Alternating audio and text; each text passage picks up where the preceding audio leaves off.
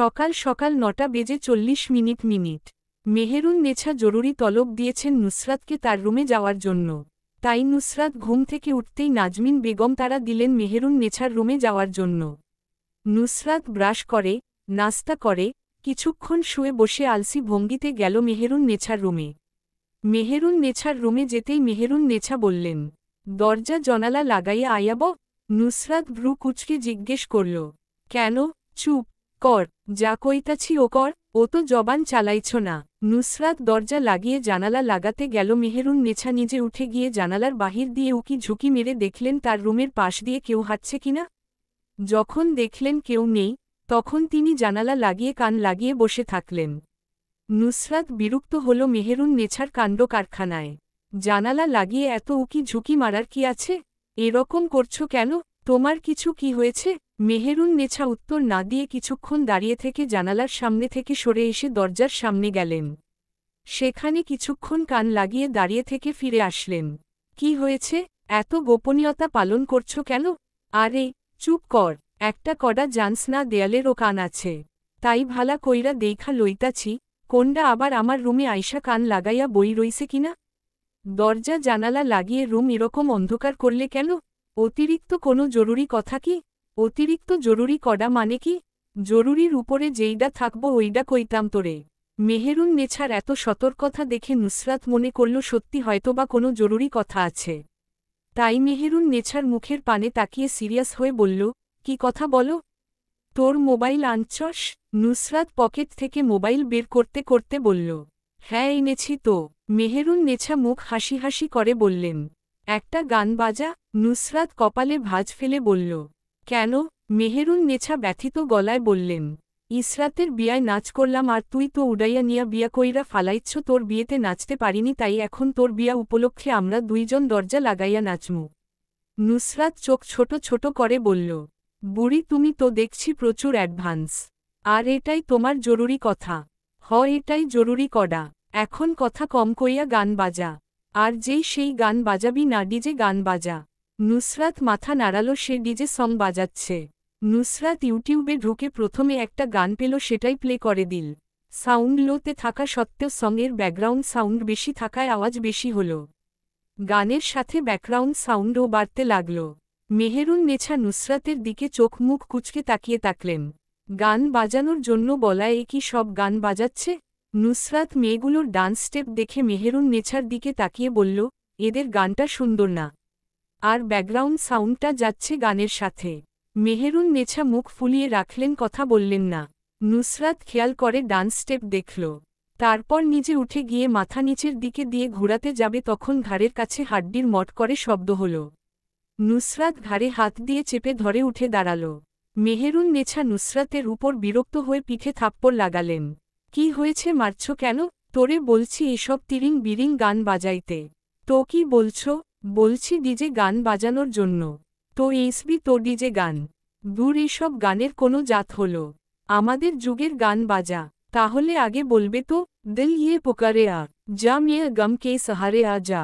মেহেরুন নেছা হাত উপরের দিকে তুলে নাচছিলেন। নুসরাত অবাক হয়ে তাকালো মেহেরুন নেছার দিকে। বুড়ি তুমি তো সেই নাচ জানো। মেহেরুন নেছা লজ্জা পেয়ে বললেন, তোর দাদা তো আমার নাচ দেখে প্রেমে পড়েছিল। নুসরাত চোখ বড় বড় করে বলল, ও বাবা রে। নুসরাত যখন নিজের রুমে আসলো চোখ বড় বড় হয়ে গেল। তার রুমের দরজায় ইয়া বড় একটা তালা ঝুলানো। কোমরে হাত দিয়ে কপাল ভাঁজ করে কিছুক্ষণ ইসরাতের রুমের দরজার দিকে তাকিয়ে নিজের রুমের দরজার কাছে গেল, যা এতদিন ধরে পরিত্যক্ত পড়েছিল। সেখানে গিয়েও দেখল তালা ঝোলানো। বাড়িতে যতটা খালি রুম পড়েছিল সবগুলো নুসরাত গিয়ে দেখে আসল। সবগুলোর দরজায় ইয়া বড় বড় তালা ঝুলানো। জাইনের রুমও তালা মেরে রাখা হয়েছে। নুসরাত সকাল থেকে সবকিছু মিলাল। মেহেরুন নেছার এভাবে জানালা লাগিয়ে থাকে বসানো, তারপর একের পর এক গান বাজিয়ে নাচা, সব তাহলে বুড়ির প্ল্যান করেছে।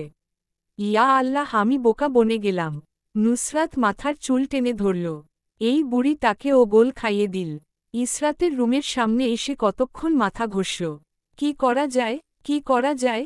কোমরে হাত দিয়ে রুমের সামনে পায়চারি করতে লাগল। কিছু ভাবতে হবে, না হলে বুড়ি তাকে আরশের রুমে ফিট করে দিবে। নুসরাতের ভাবতেই মাথা গরম হয়ে যাচ্ছে, তাকে আরশের রুমে পাঠাতে চাচ্ছে এই বুড়ি। এরকম কোনো কালে হতে দেওয়া যাবে না। না মানে না। নুসরাত নিজেকে বলল, মাথা চালা শালি, না হলে দুনিয়ার বাস খাওয়া খাবি। মাথা কাজ করছে না দেখে মাথায় দু একটা থাপ্পড় মারল। হঠাৎ ইরহামের মুখ ভেসে উঠল নুসরাতের মুখের সামনে।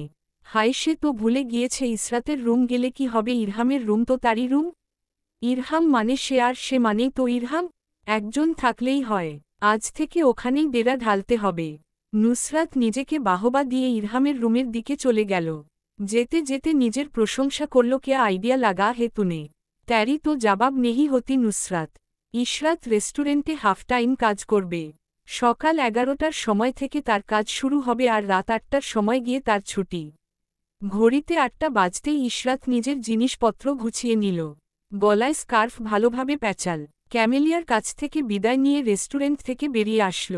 পিছন থেকে ক্যামেলিয়া চিৎকার করে বলছে, টেক কেয়ার সুইটহার্ট, আগামীকাল আবার দেখা হচ্ছে, দেখে শুনে যেও। ইশরাত রেস্টুরেন্টের বাহিরে বের হতেই দমকা বাতাস এসে তাকে ছুঁয়ে দিল।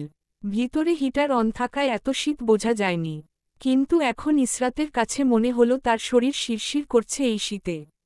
বিড়বিড় করল, বাপরে কি শীত। ক্যাব বুক করে গিয়ে দাঁড়াল।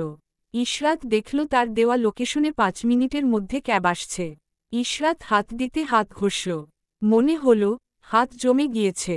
মাথায় ভালোভাবে ওড়না প্যাঁচালো যাতে কানে বাতাস না লাগে। 5 মিনিট পর ক্যাব আসতেই ইশরাত কবে উঠে বসল। জাইনের অ্যাপার্টমেন্ট শহর থেকে কিছুটা বাহিরে হওয়ায় কখনো কখনো ক্যাব অ্যাপার্টমেন্টের দিকে আসতে চায় না। ড্রাইভার ভিতরে যেতে মানা করে দিল। ইশরাত প্যাচাল করল না, যেতে চাইছে না, তাহলে তো আর জোর করে নিয়ে যেতে পারে না। অগত্যা গাড়ি থেকে নেমে গেল। হাত ঘষতে ঘষতে সামনের দিকে হেঁটে গেল। ল্যাম্পপোস্টের গোলাটে আলোয় দেখা গেল দুটো ছেলে রাস্তার মধ্যে টাল হয়ে পড়ে আছে রাস্তার মধ্যে। ইশরাত যত দ্রুত সম্ভব এদের পার করতে চাইল, কিন্তু ইশরাত পাশ কাটিয়ে চলে যাওয়ার সময় ছেলের দুটোর মধ্যে মাতালটা ইশরাতকে খেয়াল করে তার সামনে গিয়ে দাঁড়াল। ইশরাত চুপচাপ নির্লিপ্ততা চোখে তাকাল মাতাল আর সাথের ছেলেটার দিকে। আশেপাশে একটু সতর্ক চোখ ঘুরাল, দেখল মানুষ আছে কিনা, কিন্তু কোনো মানুষের ছায়া নেই। চিৎকার করলে নিজেরই ক্ষতি। ইশরাত নিজেকে শান্ত রাখার চেষ্টা করল। মনে মনে বলল, don't panic, it's not a big problem. ছেলে দুটোর দিকে শান্ত চোখে তাকাল। কি চাই? মাতাল ছেলেটা ইশরাতের গালে ছুরি স্পর্শ করে বলল, এসি পাস দ্য ক্রায়ার। ইশরাত বুঝল না ছেলেটা কি বলছে। ভ্রু কুচকে নিল। পাশের ছেলেটা ইশরাতের হা করে তাকিয়ে থাকতে দেখে ভাঙা ইংরেজি জোড়া লাগাতে লাগাতে বলল, don't try to scream. Ishrat মাথা নাড়াল। মাতাল ছেলেটা ইশরাতের গালে ছুরি ভালো করে চেপে ধরে মুখ চুমু খাওয়ার মতো করল। ইশরাত ছিটকে দূরে সরে গেল। একটুর জন্য ছুরি লেগে গাল কাটেনি। যা যা পকেটে, মানি ব্যাগে, আর এই ব্যাগে আছে সব দিয়ে দাও। ইশরাত ছেলে দুটোর দিকে পূর্ণ দৃষ্টি ফেলল। দুজনের মুখ বাচ্চাদের মতো। বয়স 17-18 হবে। এই বয়সে এসব করছে? পড়াশোনার বয়সে রাস্তায় দাঁড়িয়ে মদ খাচ্ছ একজন আর আরেকজন রবারি করছ। তোমাদের দেখে প্রচুর কষ্ট হচ্ছে। মাতাল ছেলেটা বুঝল না ইশরাতের কথা। ছুরি ইশরাতের দিকে তাক করে বলল, পেটে ঢুকিয়ে দিব। ইশরাত মাতালের কথা শুনে ঠোঁট বাঁকিয়ে হাসল। এটা তো দেখেই বোঝা যাচ্ছে নকল নাইফ। মাতাল ছেলেটা তার বন্ধুর দিকে নিভু নিভু চোখে চাইল। দুজন কিছু ডিসকাশন করল নিজেদের মাঝে। মাতালটা ঢুলো ঢুলো অবস্থায় মোবাইল বের করে তার বন্ধুর কাছে দিল। মাতালের বন্ধু মোবাইল নিয়ে কিছুটা দূরে গেল। যাওয়ার আগে বলে গেল, দেখে রাখিস যেন পালাতে না পারে। মাতাল ছেলেটা ইশরাতের দিকে ছুরি ধরে রেখে ঢেকুর তুলল। ঢেকুর তুলার সাথে মুখ দিয়ে বিচ্ছিরি একটা গন্ধ বের হয়ে আসল, যা ইশরাতের নাকে স্পর্শ করতেই মনে হলো পেট গুলিয়ে বমি চলে আসবে। মাতালের বন্ধু ফরাসি ভাষায় কলে কথা বলতে লাগল। ইশরাত পকেট থেকে মোবাইল বের করল ট্রান্সলেটের জন্য। ইশরাতকে মোবাইল বের করতে দেখেও মাতাল ছেলেটা কিছু বলল না। এদিক সেদিকে চোখ টেনে টেনে তাকালো দেখে মনে হচ্ছে জ্ঞান হারাবে। এক জায়গায় দাঁড়াতে পারছে না, পড়ে যাবে অবস্থা। ইশরাত যতটুকু কথা শুনল তা ট্রান্সলেট করে তার চোখ বড় বড় হয়ে গেল। ছেলেটা বলছে, এখানে একটা মেয়ে পাওয়া গিয়েছে, দেখতে সুন্দর, বডি ফিট, আমরা আপনাদের কাছে থাকে বেচে দিব, তার বিনিময়ে আমাকে 10,000 ইউরো দিতে হবে। ওপাশের কথা শোনা গেল না, কিন্তু ছেলেটা বলল, আচ্ছা 5 মিনিট আমি ওকে আটকে রাখতে পারবো, ততক্ষণে তুমি চলে এসো। ইশরাত মাতালটার দিকে একবার তাকাল। মাতাল ছেলেটা চোখ বুজে কোনোরকম দাঁড়িয়ে আছে, আর ছুরি দিয়ে এদিক সেদিকে তাক করছে। ইশরাত সুযোগের সৎ ব্যবহার করল, মাতালটাকে ধাক্কা দিয়ে মাটিতে ফেলে দৌড় দিল। মাতাল রাস্তায় পড়ে গিয়ে ব্যথায় চিৎকার করে উঠল। মাতালের চিৎকার শুনে মাতালের বন্ধু পিছন ফিরে ইশরাতকে পালাতে দেখে চিৎকার করে ইশরাতকে পালানোর জন্য না করল। ফোনে লোকটাকে উদ্দেশ্য করে বলল, তাড়াতাড়ি আসো, তোমার পাখি পালিয়ে যাচ্ছে। ফোন কেটে পকেটে ঢুকাল। ইশরাত যত দ্রুত সম্ভব দৌড়ানোর চেষ্টা করল। বুঝল এরা তাকে হাতের কাছে পেলে ছিঁড়ে খুবলে খাবে। আল্লাহ, এবারের মতো বাঁচিয়ে নাও, আর জীবনে রাতে অ্যাপার্টমেন্ট থেকে বের হব না। রাতের খাবার শেষে নুসরাত ইরহামের রুমে গেল ঘুমাতে। তখন দেখল রুম ভিতর থেকে লক করে রাখা। নুসরাত ইরহামের রুমের দরজায় বাহির থেকে ধাক্কা দিল, কিন্তু ভিতর থেকে ইরহাম কোনো সাড়াশব্দ করল না। নুসরাত কয়েকবার নক করল, ইরহাম কথা বলল না, দরজাও খুলল না। আমি জানি তুই সজাগ শালা, দরজা খুল, নইলে তোর দরজা আজ আমি ভেঙে দিব। ইরহাম উত্তর দিল না। নুসরাতের রাগের পারদ আকাশ ছুল। দরজায় লাত্তি মারল, তবুও ইরহাম দরজা খুলল না। নুসরাত গালি দিতে যাবে, তখন দেখল হেলাল সাহেব তার দিকে তাকিয়ে আছেন। নুসরাত বোকা হেসে হেলাল সাহেবের দিকে তাকিয়ে মাথায় ওড়না দিল। এখানে কি করছো তুমি? জি না, কিছু করছি না, ইরহামের সাথে কথা বলতে এসেছি। এত রাতে কথা বলতে হবে না, যাও গিয়ে শুয়ে পড়ো। নুসরাত দাঁতে দাঁত চাপল। হেলাল সাহেবকে চলে যেতে দেখে নুসরাত ভেবে নিল আজ সে অনিকার রুমে গিয়ে ঘুমাবে। চুপচাপ চলে যেতে নিল। হেলাল সাহেব সামনের দিকে তাকিয়ে বললেন, তাড়াতাড়ি এসো, আরশ পরে রুমের দরজা লাগিয়ে দিবে। নুসরাত রাগে পা দিয়ে মেঝেতে মারল। হেলাল সাহেব নুসরাতকে ধীরে ধীরে হাঁটতে দেখে এক হাত দিয়ে জড়িয়ে ধরে নিজের বুকের সাথে নিয়ে গেলেন আরশের রুমের দিকে। নুসরাত মেহেরুন নেছাকে গালি দিল, এই বুড়ি সব করেছে, তাকে বসিয়ে রেখে নিজের কাজ হাসিল করে নিয়েছে। আমি ছাড়ব না বুড়ি তোকে। বুড়ি হলে কি হবে? এই বুড়ির মগজ এখনও কাচির ক্যাচক্যাচ করে মতো চলে। হেলাল সাহেব আরশের রুমের দরজায় নক করলেন। আরশ দরজা খুলে মুখের সামনে নুসরাত আর তার বাপকে দাঁড়িয়ে থাকতে দেখে অবাক হল। কিছু জিজ্ঞেস করার আগেই হেলাল সাহেব বললেন, আজ থেকে তোমার রুমে নুসরাত শিফট হবে। আরশ বিরক্ত হল, তার রুমে এই ময়লাকে সে কেন রাখতে যাবে? ওর রুমে কি হয়েছে? আম্মা তালা মেরে দিয়েছে, আজ থেকে ওর রুম ওইটা। নুসরাতের মাথায় হাত বুলিয়ে দিয়ে বললেন, মা, তোমার কাপড়ও রাখা হয়েছে আরশের কাবার্ডে। নুসরাত জোর করে ঠোঁট দিয়ে হাসি আনল। তার মোটেও হাসার ইচ্ছে নেই, সবগুলো মিলে তাকে বাস দিতে বসেছে। আরশ হেলাল সাহেবের কথা অক্ষরে অক্ষরে মানার জন্য ভদ্রতা সহিত মাথা নাড়াল। নুসরাত ইশারা দিয়ে না করার জন্য বলল, কিন্তু আরশ হ্যাঁ বলে দিল। নুসরাত মুখের বিকৃতি ঘটিয়ে গালি দিল, শালার ভদ্রতা। হেলাল সাহেব নুসরাতকে ওখানে রেখে ধীরে ধীরে হেঁটে চলে গেলেন সিঁড়ির দিকে। আরশ দরজায় এক হাত রেখে নুসরাতের দিকে ঝুঁকে তাকাল। আরশ দরজায় এক হাতে ভর দিয়ে দাঁড়ানোর জন্য রুমের ঢুকার জন্য দরজার পাশে ছিটে ফুটো জায়গা থাকল না। নুসরাতের দিকে ভ্রু তুলে বলল, কি? নুসরাতও বলল, কি? আমার রুমে কি? নিজের রুমে যা। নুসরাত চিৎকার করে হেলাল সাহেবকে ডাকতে গেল। আরশ মুখ চেপে ধরল, সতর্ক গলায় বলল, চুপ, আওয়াজ ভিতরে, বাহিরে যেন না বের হয়। পরে মেঝেতে শুয়াবো, বিছানায় জায়গা পাবি না। নুসরাত আরশের হাত নিজের মুখ থেকে টেনে ছুটাল। এতক্ষণ মনে হচ্ছিল শ্বাস আটকে মরে যাবে। জোরে শ্বাস ফেলল। আরশের দিকে রুষ্ট নয়নে তাকিয়ে বলল, মেরে ফেলবেন নাকি? আরশ ওই কথার উত্তর না দিয়ে জিজ্ঞেস করল, নবম শ্রেণীতে কোন বিভাগের ছাত্রী ছিলি? নুসরাত ভ্রু বাঁকিয়ে বলল, কেন, আপনি কি করবেন আমি কোন বিভাগের ছাত্রী ছিলাম সেটা জেনে? বলতে বলেছি বলবি, এত কেন লাগিয়ে রেখেছিস কেন? নুসরাত নিজের রাগ নিজের ভিতর চেপে রেখে কোনো রকমে বলল, বিজ্ঞান। তোর মতো গাধি বিজ্ঞানে বিভাগে ছিল। হায় আল্লাহ, তুই পাশট করলি কিভাবে? নুসরাত কথা বলল না। কথা বললেই এখন মুখ দিয়ে যাতা বের হয়ে আসবে, যে কোনো মুহূর্তে গালি দিতে পারে। তাই নিজেকে বলল, কন্ট্রোল নুসরাত, কন্ট্রোল। আচ্ছা, তোকে আমি আজ রাতে আমার রুমে থাকতে দেব, তার জন্য একটা কন্ডিশন পূরণ করতে হবে। নুসরাত বিরক্ত হয়ে বলল, কি কন্ডিশন? একটা সূত্র বলতে হবে। নুসরাত টেনে শ্বাস ফেলে বলল, কোন সূত্র বলতে হবে? নিউটনের দ্বিতীয় সূত্র বল। নুসরাত রাগে তিক্ত বিরক্ত হয়ে বলল, মানুষ বিয়ের দিন রাতে নিউটনের দ্বিতীয় সূত্র ধরে? মানুষ না ধরলে আমি ধরি। নিউটনের সূত্র বলতে পারলে আজ এই রুমে জায়গা পাবি, না হলে পাবি না। আর কিসের বিয়ের রাত? আমাদের বিয়ের আজ 2 দিন হয়ে গিয়েছে, আর তোর কাছে মনে হচ্ছে আজ বিয়ের রাত? কিছু খেয়েছিস নাকি? নুসরাত বিড়বিড় করে বলল। আপনি মানুষের কাতারে পড়েন। কি বলছিস? কিছু না, তাড়াতাড়ি সূত্র বল। নুসরাত দাঁতে দাঁত পিষল। আরশের মাথায় চুলগুলো ছিঁড়ে ফেলতে পারলে ভালো লাগত তার। একটা সূত্র বলতে এত সময় লাগে? তাড়াতাড়ি বল। এফ সমান মা। নুসরাত সূত্র বলা শেষ হতেই হেলাল সাহেব নিচতলা থেকে চিৎকার করে বললেন, দুজন এখনো দাঁড়িয়ে আছো কেন? ঘুমাতে যাও, পরে ঘুম থেকে উঠতে লেট হবে।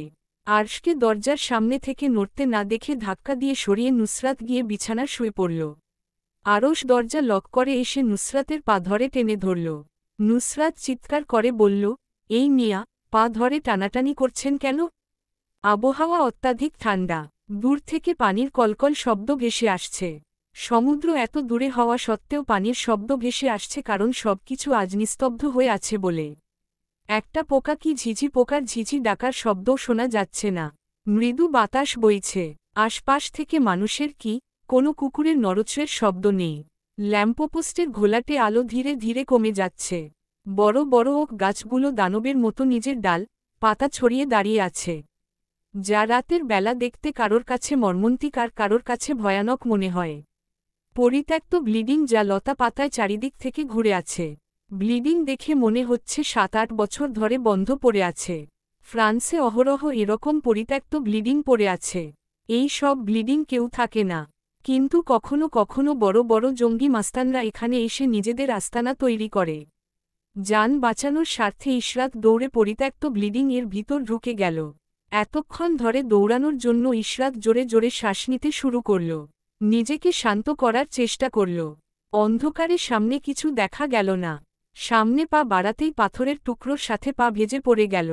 হাতে সূক্ষ্ম ব্যথায় আউচ বলে উঠল। উঠে বসতে গিয়ে স্লিপ হয়ে আবার ওই জায়গায় গিয়ে উল্টে পড়ল। নাক আর কপালে সরু কিছুতে লাগল।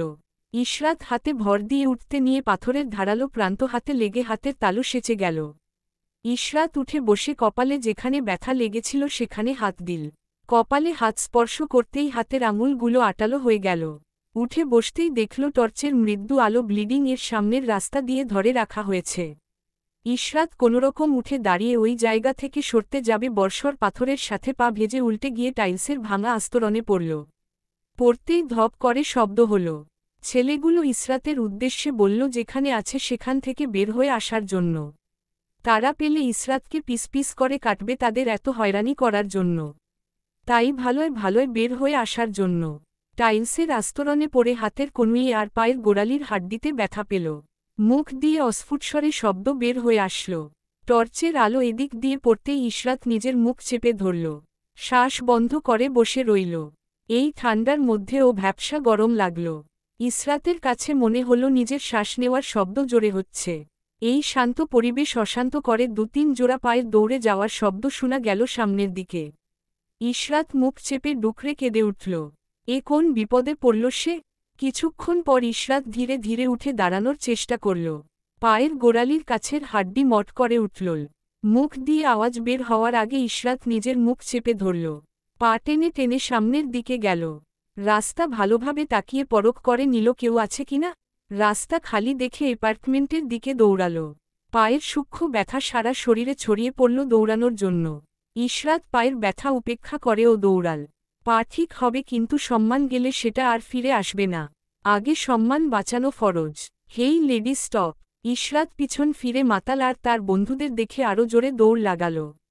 পায়ের ব্যথায় ইচ্ছে করছে রাস্তায় শুয়ে পড়তে, কিন্তু ইশরাত ব্যথাযুক্ত পা নিয়ে যত তাড়াতাড়ি সম্ভব দৌড়ানোর চেষ্টা করল।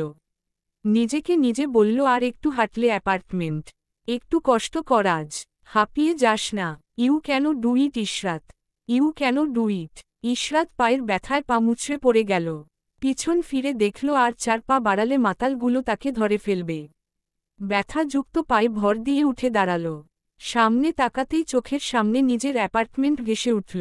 ইশরাত অ্যাপার্টমেন্টের 10 হাত দূর থেকে চিৎকার করতে করতে আসল, open the gate, open the gate. দারোয়ান গেট খুলে দিয়ে আশেপাশে তাকালো কে শব্দ দিয়েছে দেখার জন্য। তখনই দারোয়ানের পাশ ঘেঁষে ইশরাত সা করে দৌড়ে গিয়ে গেটের ভিতর ঢুকে গেল।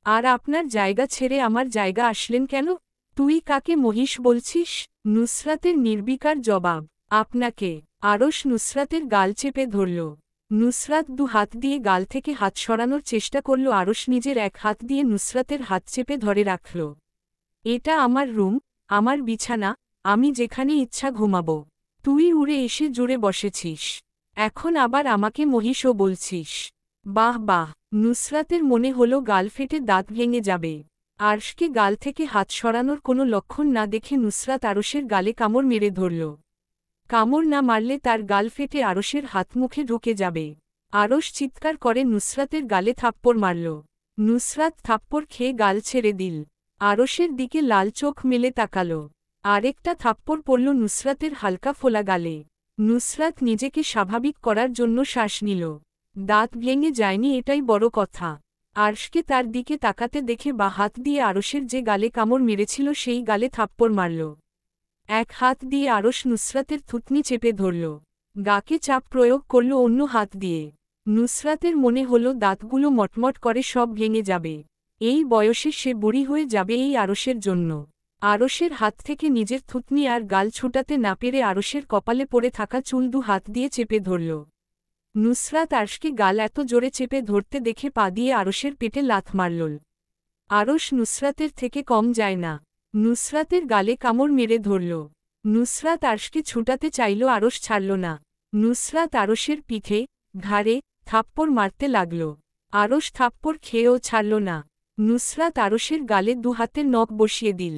আরশ নুসরাতের গালে দাঁত বসিয়ে তারপর ছাড়ল। নুসরাত রাগে আরশের গালে থাপ্পড় মেরে বসল। আরশ এক হাত দিয়ে নুসরাতের দু হাত আর আরেক হাত দিয়ে দুপা একসাথে চেপে ধরল। নুসরাত বসা থেকে দাঁড়ানোর চেষ্টা করল। আরশের হাত থেকে নিজের হাত ছাড়াতে চাইল, আরশ ছাড়ল না। নুসরাতকে চেপে ধরে রেখে গলার খাজে দাঁত বসাল। নুসরাত ছটফট করল। নুসরাতকে নড়াচড়া করতে দেখে পা ছেড়ে দিয়ে ওই হাত দিয়ে মাথা চেপে ধরে রাখল। নিজের সুবিধা মতো কামড় মেরে সরে আসল। নুসরাত সমান সমান করার জন্য আরশের চুল চেপে ধরল। আরশ এবার নুসরাতের চুল ছাড়ল না, সেও চেপে ধরল।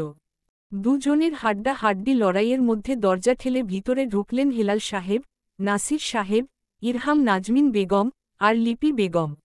নুসরাত আর আরশ দরজার সামনে নিজের বাপমা চাচাকে দেখে তাকিয়ে বোকা হাসল।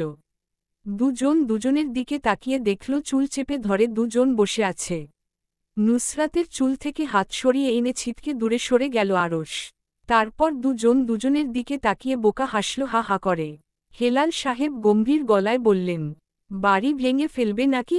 এই রাতের বেলায় তোমাদের দুজনের ধুম ধারাক্কা শুনে আমাদের যে সমস্যা হবে সেটা ভেবে তো আস্তে ধীরে মারামারি করতে পারো। তোমরা তো জঙ্গলি বোঝলাম, তাই তোমাদের ঘুম নেই, কিন্তু আমরা মানুষ, আমাদের তো রাতে একবার হলে ঘুমাতে হবে। এই রাতের বেলা আবার ঝগড়া বাঁধিয়েছ কেন? কুকুর বিড়ালের মতো না ঘুমিয়ে কুকুরের কামড়াকামড়ি করছো কেন? সারাদিন তো কুকুরের কামড়াকামড়ি করতে দেখা যায়, এখন থেকে মনে হচ্ছে রাতেও দেখা যাবে। নুসরাত আরশের কাঁধে ঘুষি মেরে বলল, সব দোষ ভাইয়ার। আরশ মুখের বিকৃতি ঘটিয়ে ভেঙাল নুসরাতকে। সব দোষ ভাইয়ার বললেই হলো সব দোষ আমার। লিপি বেগম হাত থাপ্পড়ের মতো করে দেখালেন, আর একটা কথা বললে তার গালে পড়বে থাপ্পড়গুলো। আরশ চোয়াল ঝুলিয়ে বসে রইল। নুসরাত নাজমিন বেগমের দিকে তাকাবে না করে তাকাল। তাকিয়ে দেখল নাজমিন বেগম ভয়ঙ্কর দৃষ্টিতে ওর দিকে তাকিয়ে আছেন। একা পেলে আজ আর আস্ত রাখবেন না, বিনা ভেজে কাঁচা গিলে খেয়ে ফেলবেন সেই লুক দিচ্ছেন। ইশরাত কোনোরকম এলিভেটরের ভিতরে দাঁড়িয়ে রইল। শরীর ছেড়ে দিচ্ছে। নিজেকে বলল, আরেকটু অপেক্ষা কর, এই তো আর 2 মিনিট রুমে গিয়ে শান্তির ঘুম দিব। এলিভেটর 7 তলায় এসে খুলে যেতেই ইশরাত পা টেনে টেনে এগিয়ে গেল নিজের ফ্ল্যাটের সামনে। পিন মারার আগেই ওপাশ থেকে দরজা খুলে গেল। ইশরাতের এই অবস্থা দেখে দরজার ওপাশের মানুষটা কি আতকে উঠল, হয়তোবা একটু আতকে উঠল, ঠিক বুঝে গেল না। মুখ তো সবসময়ের মতো গম্ভীর হয়ে আছে। তীব্র আলোক রশ্মি চোখের উপর পড়তেই ইশরাত কপালে ভাঁজ ফেলে চোখ মেলে তাকাল। নিভু নিভু চোখে একবার তাকিয়ে আবার চোখ বন্ধ করে নিল। ধীরে ধীরে যখন সবকিছু মনে হতে লাগল চোখ খুলে আবার তাকাল। নিজেকে ড্রয়িং রুমে সোফায় শুয়ে থাকতে দেখে একটু অবাকই হল বটে। হাতে ভর দিয়ে সোফাতে বসতে যাবে চিনচিন ব্যথা সারা শরীরে ছড়িয়ে পড়ল। না চাওয়া সত্ত্বেও মুখ দিয়ে বের হয়ে আসলো ব্যথাতুর শব্দ। জাইন কিচেন থেকে পানি গরম হাতে নিয়ে ফিরে আসল। ইসরাতকে মুখ চোখ কুঁচকে বসে থাকতে দেখে জিজ্ঞেস করল, কি হয়েছে? ইসরাত কথা বলল না। ক্লান্তিতে চোখ বন্ধ হয়ে আসছে তার। কথা বললেই মনে হচ্ছে শক্তি নষ্ট হবে। জাইন উত্তর দিতে না দেখে উঠে গিয়ে নিজের রুম থেকে ফার্স্ট এইড বক্স নিয়ে আসল।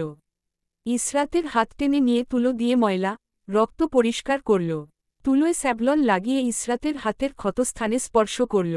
ইসরাতের হাতে স্পর্শ করতেই স্যাভলনের জন্য জ্বালা করে উঠল।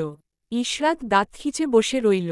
জাইন কপালের পাশের ক্ষততে ধীরে ধীরে স্যাভলন লাগিয়ে জায়গা পরিষ্কার করে এইড প্লাস্টার লাগিয়ে দিল। জাইন ইসরাতকে জিজ্ঞেস করল, আর কোথাও ব্যথা পেয়েছ? ইসরাত মাথা নাড়িয়ে না করল। জাইন ইসরাতের কথা বিশ্বাস না করে ওভারকোটের উপর থেকে হাতে চাপ দিল। চাপ দিয়ে উপরের দিকে উঠে কনুইয়ে চাপ দিতেই ইসরাত ব্যথায় আম্মু বলে চিৎকার করে উঠল।